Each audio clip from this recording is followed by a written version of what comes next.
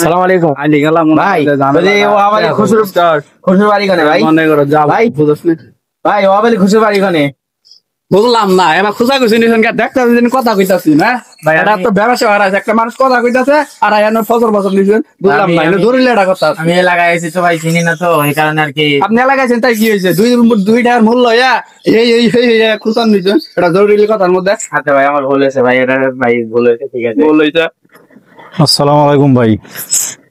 ওয়ালাইকুম আসসালাম ভাই। আপনি আবার কে? এই যে আপনি যে মোল্লা মানুষটারে 2 টাকার মোল্লা কইলেন, হ্যাঁ কইছি, তা কি হয়েছে? কি সমস্যা? আপনি কি কাজটা ঠিক করছেন? কে ঠিক না? সব ঠিক। হ্যাঁ ঠিক না মানে?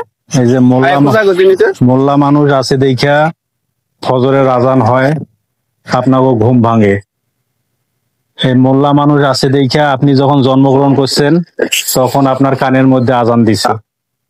আপনি যখন মৃত্যুবরণ করবেন তখন এই মোল্লা মানুষে আপনার জানাজার নামাজ পড়বো। আপনি কি হিসাবে মোল্লা, একটা মুন্সি মানুষে আপনি 2 টাকার মোল্লা বললেন? তার কি কোনো মূল্যায়ন নাই সমাজে? আজকের সমাজটা কি এত নিচু পর্যায়ে নেমে গেছে যে একজন মোল্লা মানুষের কোনো মূল্য নাই? আপনার জন্মের শুরুটাও হয় মোল্লা মানুষের আজান দিয়ে, জন্মের শেষটাও হয় মোল্লা মানুষের নামাজ দিয়ে। তারপরও আপনারা এই যে মোল্লা মানুষকে এত ছোটখাটো ভাবে দেখতেছেন, এটা কি আপনারা ঠিক কাজ করতেছেন? আপনার এখন তো মোল্লা মানুষের কাছ থেকে মাপ চাওয়া দরকার। আমার ভুল বুঝতে পারছি, আমার ভুল হয়েছিল, সে মাফ করে দিবেন, মরে গেছে। আচ্ছা সমস্যা নাই, তো নেক্সট টাইম এরকম কারোর সাথে ব্যবহার করবেন না, কষ্ট পাবে।